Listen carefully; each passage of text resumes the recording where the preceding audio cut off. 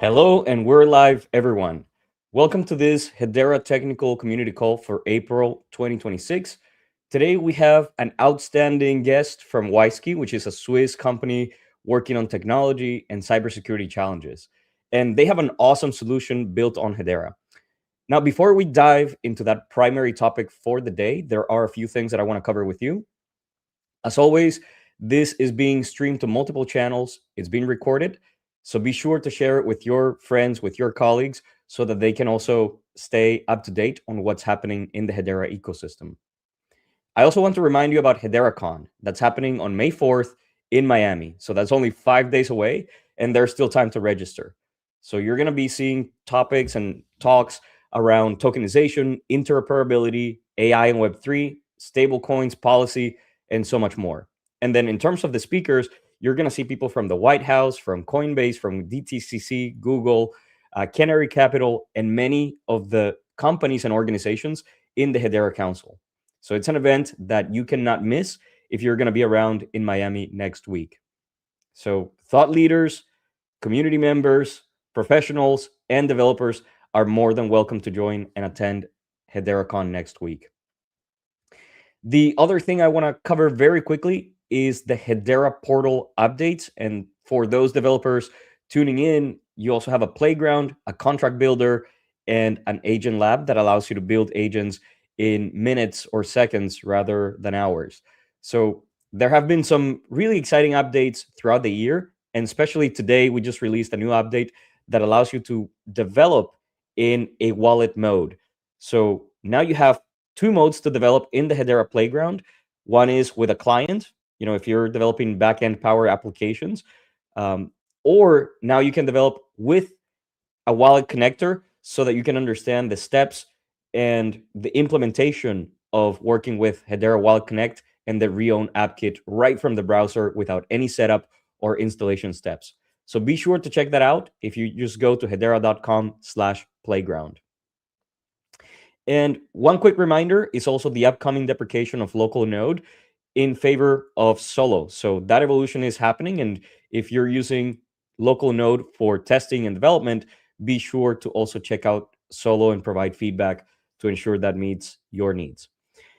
All right, so that was the quick housekeeping items. Now, I do want to welcome to the stage Jeremy Pansier from WISeKey.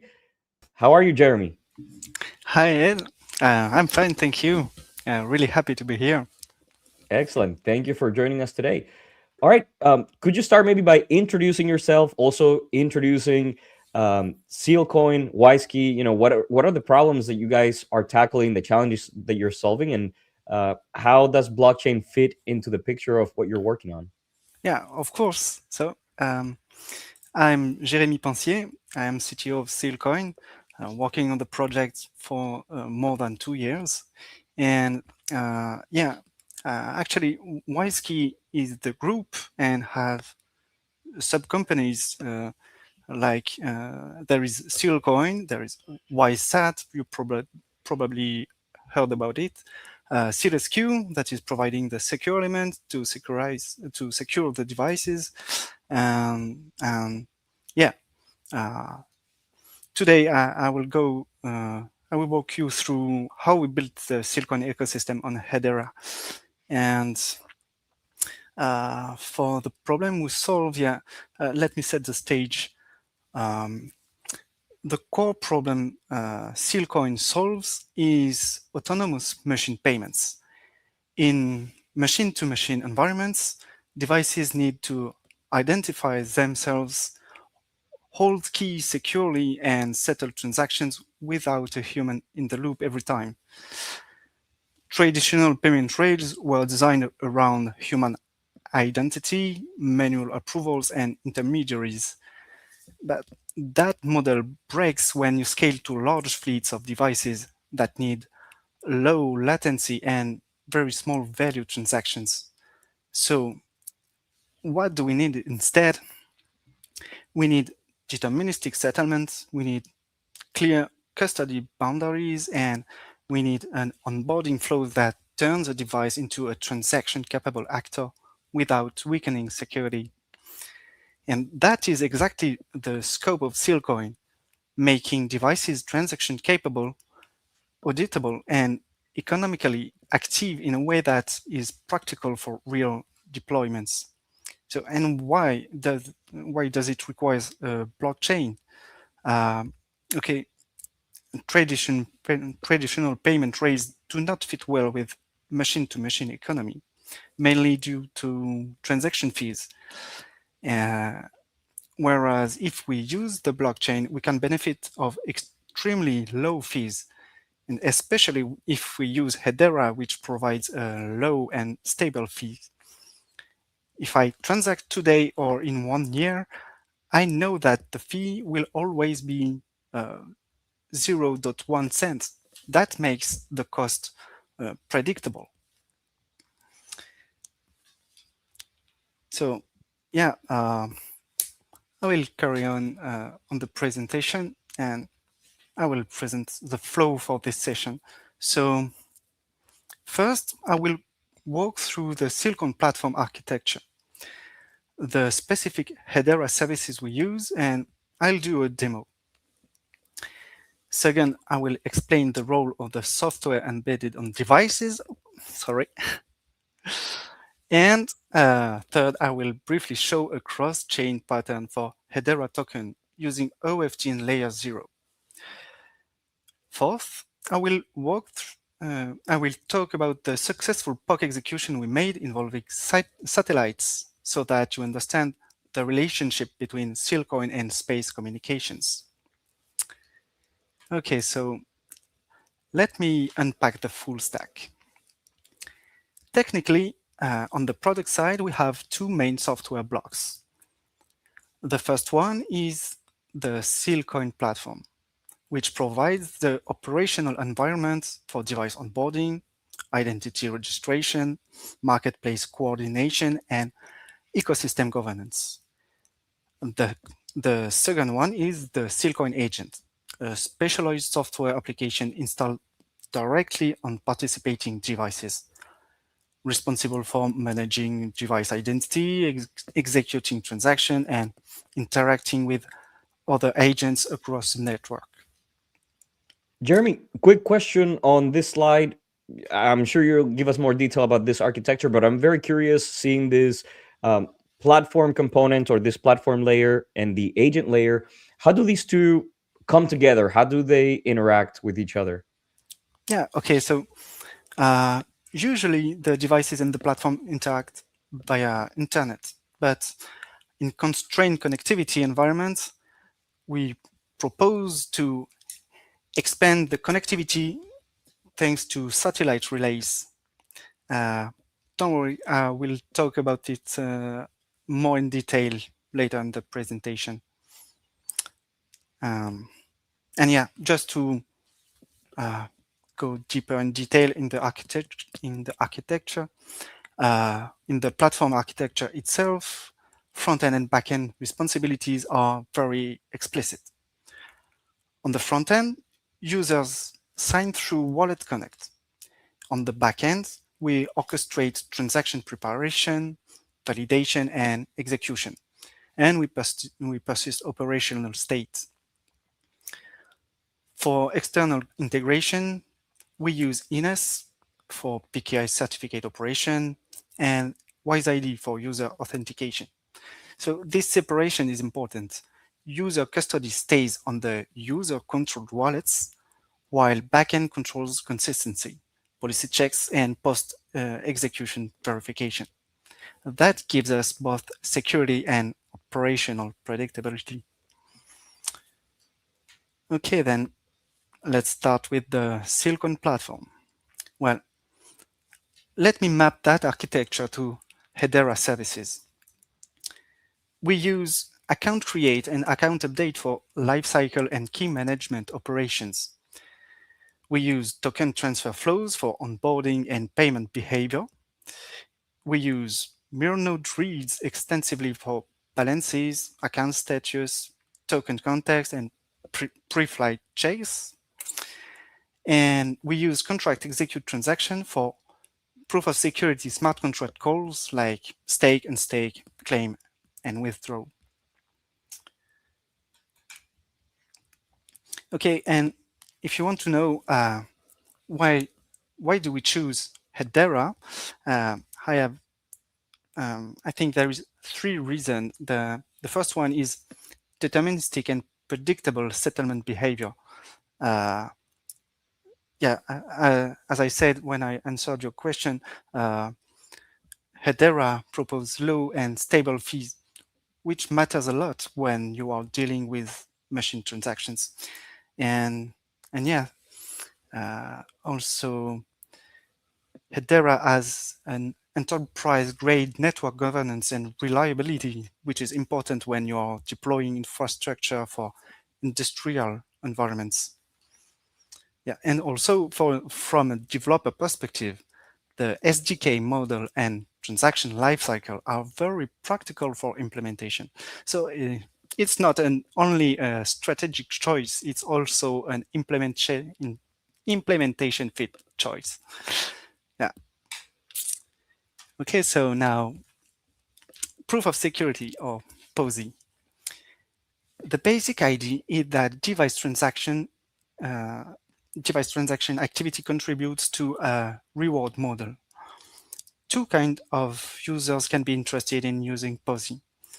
On one side, the participants or token holders who can lock their tokens in a pool, claim rewards, and withdraw according to contract rules. And on the other side, the device operators who can get a free certificate for devices onboarded in pools. Okay, then technically, contract calls are ABI encoded and wrapped in contract execute transaction. Then gas is estimated, and then we apply a safety margin.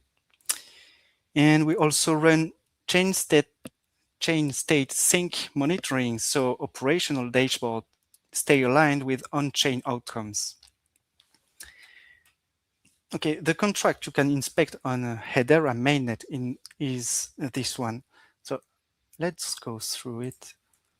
It's here. Yeah. Okay, so it's a staking like smart contract. And you can see a stake, unstake, claim, and withdraw functions. But I must say that it is not staking because usually when you stake tokens, you earn rewards depending on the amount you staked only. Here, you earn rewards depending on device activity, proportionally of the amount you locked in a pool. Okay, going back to the presentation. It's here. And yeah, a key design principle here is that economic logic lives on chain while orchestration and UX stay off chain. That keeps the trust model transparent while giving a usable product experience. All right. Now the core business flow, device onboarding. The target is to make a device transaction capable while preserving trust and traceability. In practice, the onboarding flow includes key updates, certificate handling, and payment logic. When a device is added, we update account key policy so that device-side operations are authorized according to the expected model. Then certificate pricing is computed, and then transfer execution and certificate issuance are coordinated with rollback and revocation protection in case any substep fails. Another important part is incentives. If a fleet is attached to a valid pool, certificate issuance is free. If it is not in a pool, there is a certificate cost. This is intentional. It aligns operator behavior with network trust participation. So, from a product lens, onboarding is not just registration. It is identity, policy, payment capability, and incentive alignment all in one flow. Great. Now we switch from architecture to execution. I will showcase the platform. The sequence you will see is login and wallet linking, PoSy participation, fleet creation, and device onboarding with certificate process. Right, let's jump in. You can see two windows. The SEALCOIN platform is on the left and my Kabila wallet extension on the right. Okay. Uh, Also, yeah, I keep both visible on purpose so you can see exactly when a user signature is required and when it is not. Okay, we are on the testnet for the demo. Well, let's start with sign-in. Okay, I'm logging in with WISeID, which we use at the identity provider. If you don't have an account, you can sign up. You can create an account through the normal WISeID registration flow, but I'll go directly with an existing one.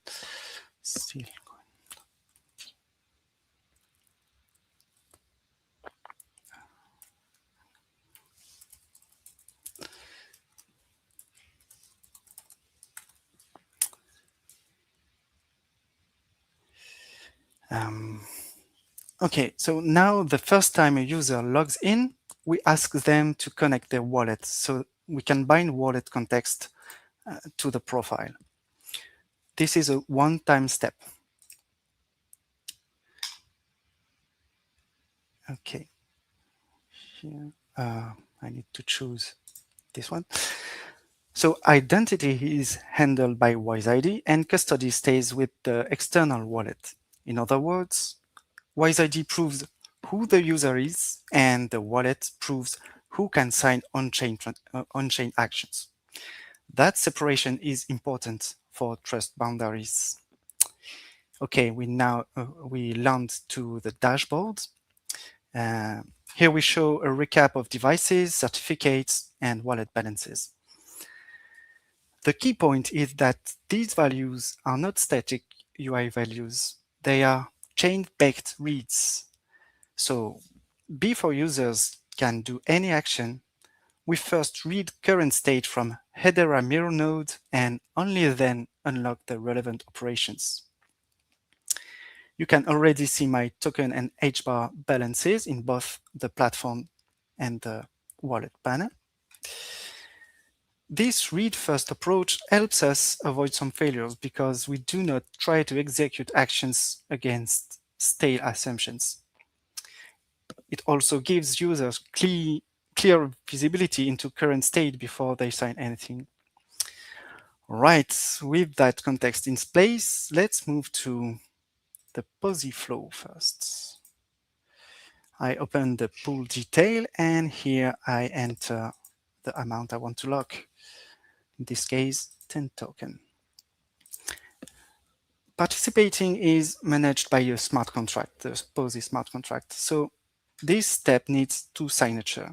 The first one is approve allowance. So the contract is authorized to use the amount I just entered. And then the second signature, if it comes here, yeah, it's the contract call itself, the stake function.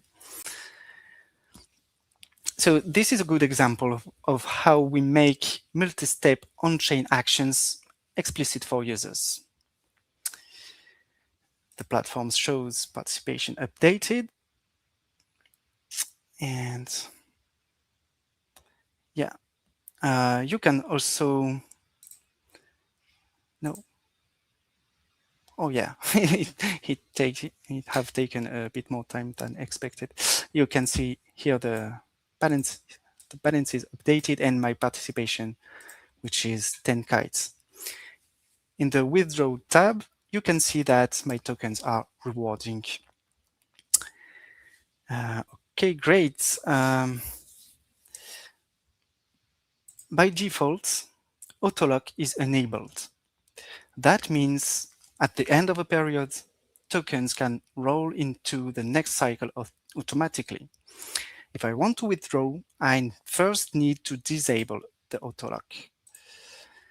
this is another smart contract call interaction, the unstake function. So I sign one more transaction.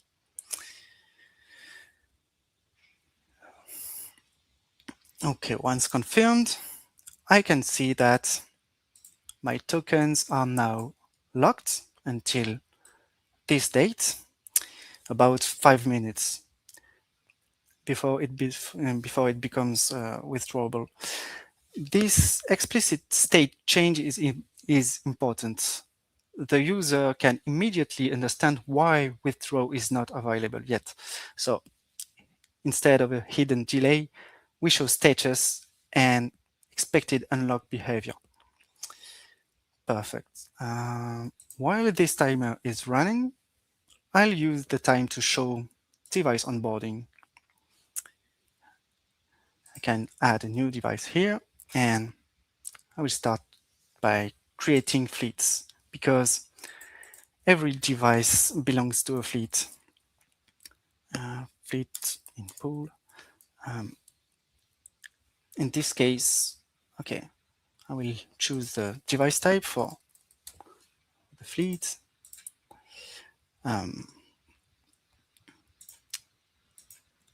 This one will be in a pool. You'll see why just after. And I allocate HBAR and token budget. This creation flow requires two signatures as well. The first one is create account, the account creation for the fleet. And the second one is a token transfer. Here it is. Okay. Now I create a second fleet without selecting a pool. I do this to show the behavior difference later, especially for certificate costs. So fleet with no pool. Not pool. Temperature sensor as well. Data, and I do not select a pool. Okay, I allocate the budget.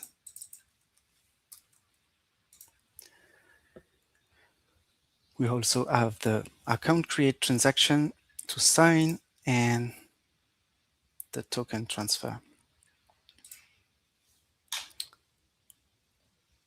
All right. With fleets created, I can add a new device. So device A. I select the fleet I want this device belongs to. Let's select the fleet in pool first, and then I fill IP and ports. So as this is a real device, let me just find the IP address for the device. Here, the WebSocket port and HTTP ports. Okay.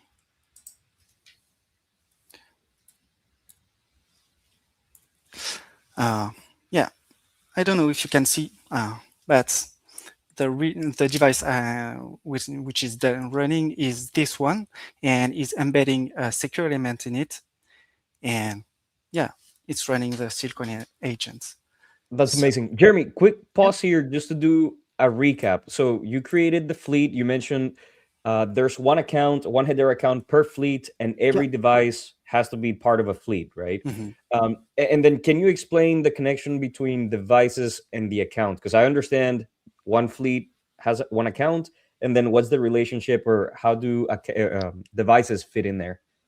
Yeah. So this will happen just after. Actually, we will add the public key of the device to the fleet account so that the device will be able to spend the token of the fleet account. Okay. So yeah, one last setting you can make is define the geographic location of the device. And next, yeah, Here, because I chosen a fleet that is in pool, you can see that the certificate is free. Uh, but if I go back and select the other fleet, certificate has a cost. Mm. Okay. Um, yeah, this is an important behavior. That pricing model nudges user towards pool participation. And yeah, also uh, the certificate is required for secure device-to-device authentication. So I click on request certificate, and here the transaction you'll see is a update account transaction. So this is the time where we add the public key with the device to ask its public key. So we know the public key. We create the update account transaction with this public key, and yeah, I can sign it here. And now we get success. Device added, certificate created and downloaded on the device. After that, notice that I'm not prompted for a second wallet signature for certificate purchase. That payment transfer is signed by the device itself, not by my user wallet. So we keep the user signature scope minimal while still preserving auditable on-chain payment flow. We can still inspect it on the Hedera Explorer. Let me retrieve the Fleet wallet, this one, and I can go to the Explorer, find it. And if I go to the transactions, here you can see the token transfer for the certificate purchase. This one was for the fleet account creation, this one for the token transfer to the fleet account, this one, the update account to add the public key of the device, and this one for the certificate purchase signed by the device itself. Okay, at this point, the device can transact under fleet controls. And when a device transacts, they generate small platform fees. Those fees are routed back to pool participants as a reward. So the economic loop is participation provides liquidity, device operations generate fees, and rewards return to participants. This is exactly why the pool mechanism and the onboarding flow are connected in one product path. All right, now let's go back to and finish the withdraw flow. I return to pool detail and open the withdraw tab. Now the lock period has passed, so status is withdrawable. If there were fee events during this window, I could also claim rewards. In this run, rewards are 0, so I'll just withdraw the participation amount. Click on withdraw, I approve the contract call. Okay, and wait for confirmation. Well, that confirms, Jeremy. I think I want to call out a comment that we just saw there on the screen for a second, which is, I think it was from Lucas, but excellent to see how it all comes together and seeing that overall flow and that circular economy that you have between the device, the participants, and the pools to redistribute those rewards back to those participants. And I do want to call out, how great that implementation is of the account service where you're adding the public key of the device to the account to be able to separate the signing, for that account. And I think that's one of the very unique things that maybe it's only possible on Hedera because of that account Exactly. service and model. Because Yeah. in other networks, you're basically tied with one key, one account, whereas Mhm. here you can have one key, one account, but the account is separate, right? You can rotate the key. You can actually have key lists that maybe require all signatures or maybe a threshold of signatures and even Mhm. nested keys for an account. So really powerful to see this concept implemented in practice in your solution. Yeah. This is really useful, and yeah, that's wonderful. Yeah. Uh, so okay, uh, so we started with participation, moved through a log state transition, and closed the loop with withdrawal. And that's the full platform cycle I wanted to show live. Sign in, wallet linking operations, pool participation, fleet creation, device onboarding, and certificate issuance. And if you want to inspect the implementation details, the PoSy smart contract is publicly available on chain. All right, this is the end of the demo. Uh, Now, let me introduce the second software block, the SEALCOIN Agent. Um, this is the software running directly on each device. Its role is to establish secure communications with the SEALCOIN platform and with other devices, then handle Hedera transactions end to end. On the buyer side, the agent creates and signs the transaction. On the seller side, the agent verifies and executes it. To protect key custody, the agent can integrate secure elements, so private keys stay hardware protected. It also manages device identity with CSR and certificate for trusted device-to-device authentication. So the key idea is simple. Running the SEALCOIN agents, each device becomes transaction capable, authenticated, and policy controlled. Okay, now let me quickly show one more builder relevant component. We implemented OFT smart contracts for kites with layer 0 so the token can move between Hedera and other EVM ecosystems. On the mainnet, the contract is this one, so let's quickly go to it. Here it is. Um, I think it is interesting for this technical call because HTS-based token bridging has Hedera-specific details that developers need to handle carefully, including decimals consistency and transfer boundaries assumptions. Um, the non-Hedera side is relatively standard layer 0 OFT, but the Hedera adapter side is where most implementation-specific work sits. So if you're building multi-chain products and Hedera is one of your settlement domains, these patterns can save significant engineering time. And besides, this one have been audited by an external company, so you can rely on it. Yeah. Jeremy, I think that's a great distinction and something that I want to double click on, which you articulated very well, right? Like you can transfer maybe from other chains into Hedera if it's a standard ERC, fairly easy to transfer. But yes, if you're transferring something as an HTS token, there is that Hedera adapter available for you that, you know, you have to take into account specific Hedera implementations if you're bringing your asset as an HTS or Hedera token service asset. So great to see that you guys, you know, have completed that implementation and are aware of those details. Thank you. All right, so Okay. I guess Yeah. continuing on, yeah, if you could tell us what's the interoperability narrative and the cross-chain story, that'd be great for the audience. Yeah. So actually, the Hedera, the SEALCOIN ecosystem will remain on Hedera.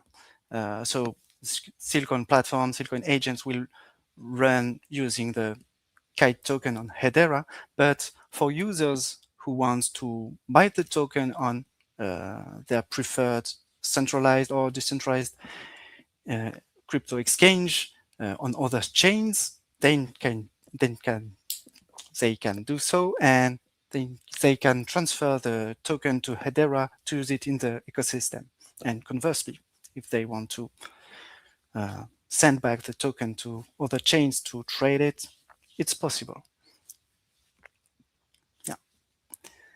Okay, so now let's talk about the POC we have run in space. Let's look at a constrained connectivity scenario. The key idea here is simple. The transport can be intermittent, but trust still has to remain deterministic. In this example, device A has no direct internet access and wants to buy data from device B. So device A creates and signs the transaction locally, then sends that signed intent through the satellite relay path. The satellite forwards the transaction to the destination side, where device B verifies the transaction, executes it, and sends the response back. What matters is that we do not change the trust model when connectivity changes. Signer authorities stay explicit. Signatures remain verifiable and settlement logic stays auditable on Hedera. So even with weak or intermittent connectivity, we preserve transaction integrity end to end. Of course, latency and throughput constraint still exist. We are not bypassing physics, but we can decouple connectivity constraints from transaction trust guarantees. And that is exactly why this architecture is relevant for remote industrial and aerospace use cases. And if you heard about our space drop, this is exactly why it makes sense. It comes from combination of WISeSat and SEALCOIN. WISeSat brings the connectivity layer in constrained environments, and SEALCOIN brings the trust layer.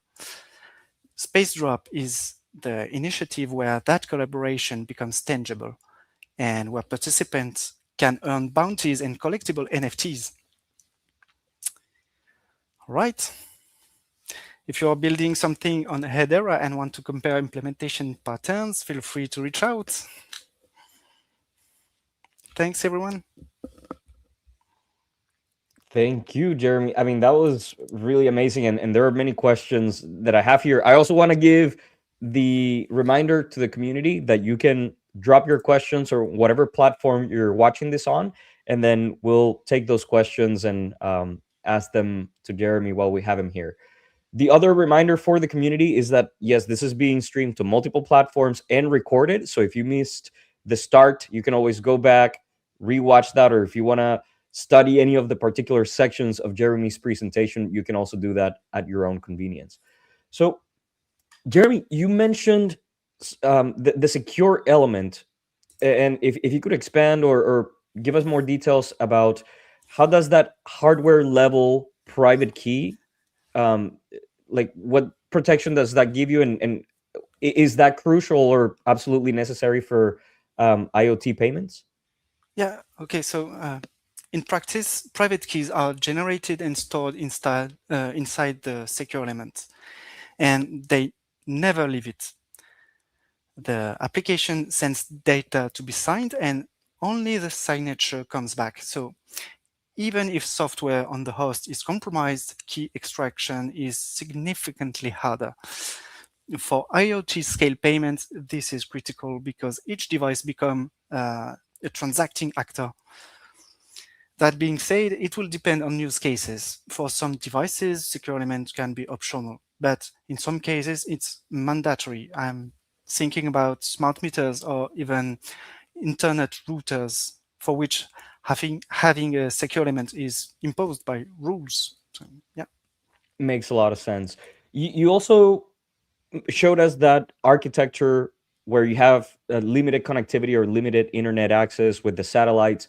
Um, could you speak to some of the challenges or of implementing that architecture and blockchain operations, with satellite connectivity, right? I think you mentioned latency and throughput tend to be primary issues, but what were some of the other challenges in that type of architecture and environment? Okay, then I think there is two questions here. One is about the hardware constraints, and the other one is about the connectivity constraints. Yeah, let's talk about hardware constraints. So yeah, the main challenges were memory and compute constraints on very small devices. Um, Full-featured blockchain tooling is often too heavy for these profiles. So we developed a lightweight version of the SEALCOIN Agent, and that implied to implement a lightweight version of the Hedera SDK.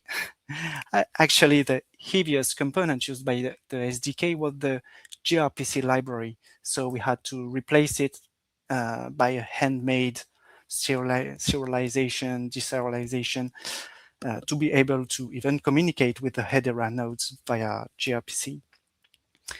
And yeah, when it is about connectivity constraints, yeah, uh, satellite environments had a real constraints. It implies higher latency, intermittent links, and lower bandwidth than terrestrial networks. So you cannot assume synchronous always on transaction flows. Um, and so uh, we also we also had to deal with the transaction expiration time. You know that a transaction expires in I don't know what's the standard time, maybe 3 minutes, but we had to create a specialized transaction. It's possible using yeah, you know, modifying the transaction ID. You can set the transaction start date so that it starts in the future, and at reception of the transaction, you can execute it without being after the expiration time. That's the first point. And the second point is about the transaction size itself. To communicate with a satellite, we can only send small payloads. So we had to chunk the transaction and aggregate the chunks in the satellite. So we have a lightweight version of the SEALCOIN agent in the satellite that aggregates the transaction in base 64 and decode it in in an object in a transaction, and it's also able to verify the transaction signature.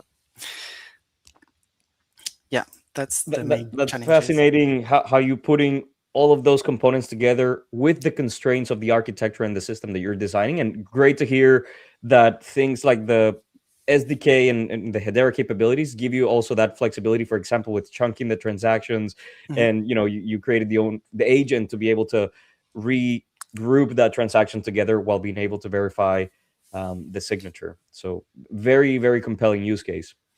We do have some questions coming in from the audience.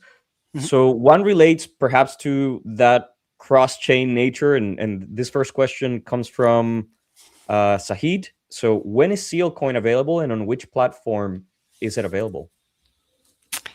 Okay, so for the moment, SEALCOIN has been issued on Hedera, but the TG did not happen. Uh, it will be the TG will happen in 2 weeks. Actually, this is really close on the 15th of May. So I cannot reveal the name of the exchange, but yeah, the kite token will be available from that date. And yeah, so we deployed the OFT on several chains. So in addition of Hedera, we have Binance Chain, Base, and Ethereum. Excellent. Great to hear that that's coming up for the project. So we'll wait for the details from you once those become available.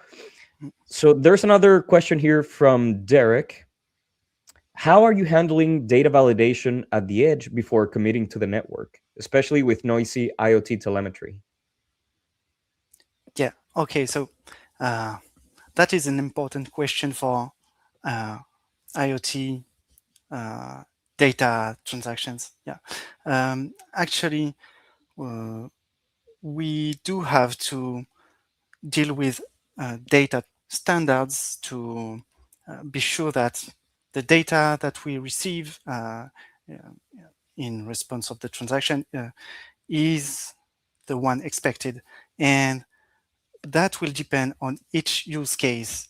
Uh, so uh, we are building the ecosystem to be agnostic. We are building the infrastructure, and for each use case, uh, obviously we have to put in place standards and control the data consistency, integrity, uh, all of that. Very good. All right. I think that's all the questions that I saw coming through. I do have a question regarding roadmap and next steps. So, Jeremy, if you could let us know, like, what's next for SealCoin on Hedera, and what does the roadmap look like for the next 6 to 12 months? To the extent that you can share. Yeah. So yeah, actually, we have important features to bring to our products. So for the platform, we want to integrate more marketplaces or adapt them to the upcoming use cases. And for the SEALCOIN agents, we are already rolling out multiple versions so it can run across very different environments, whether it's Windows, Linux, macOS, ESP32, STM32, all of those. Yeah, and yeah, actually, the more exciting one is repeat myself, but uh, in the very short term, uh, we have the TGE actually on the 15th of May. The Kai token will be listed on a centralized exchange. Yeah. Excellent. So interesting hearing about adapting to new use cases and perhaps new features. There's this question here from the audience. Is Mhm. there plan to use and integrate a card payment, or it will only be via application? So now the system is designed to work with blockchain and yeah, decentralized payments. So payment cards will not be uh, compatible, will not be integrated. Makes sense, and there's a very interesting point that connects to something that you mentioned at the start of your presentation, which is how blockchain fits in. And I also want to connect this with agents and perhaps machine to machine commerce, because blockchain is almost like the perfect solution to enable machines to be able to access and transact value. Like you're saying, fiat money through cards, it's very difficult for an Yeah. agent or a machine to have an identity to open a bank account, but it's extremely easy for an agent or a machine to have its own Hedera or Web3 account and be able to transact value with other agents, with other peer machines, and create these networks that exchange and transfer value. So it's just really amazing to see the use case that you've built that actually materializes that and makes it a reality. Yeah, exactly. Thank you. Awesome. All right, everyone. Well, Jeremy, before we close, I just want to pass it over to you. Any last thoughts, any closing thoughts, or anything that you might want to share with the community? Maybe where can they learn more? Just to reiterate, where can they learn more about WISeKey, SealCoin, and some of the other technologies that you guys work on? Yeah, just what I would say is that if you're building something that is related to our work, don't hesitate to reach out if you have questions about the OFT, about Hedera SDK usage, um, uh, or constrained environment developments. Yeah, don't hesitate to reach out. Happy to answer. Amazing. Well, Jeremy, thank you so much. We look forward to continuing this conversation. Hopefully, we can have you over in a few weeks or months. You're always welcome to join us and share more with the Thank Hedera you. ecosystem about the great and interesting things that you guys are building on Hedera. So let's call it a call and have a great rest of the day. Thank you, Thank you. Jeremy. You Thank you, too. everyone. Bye.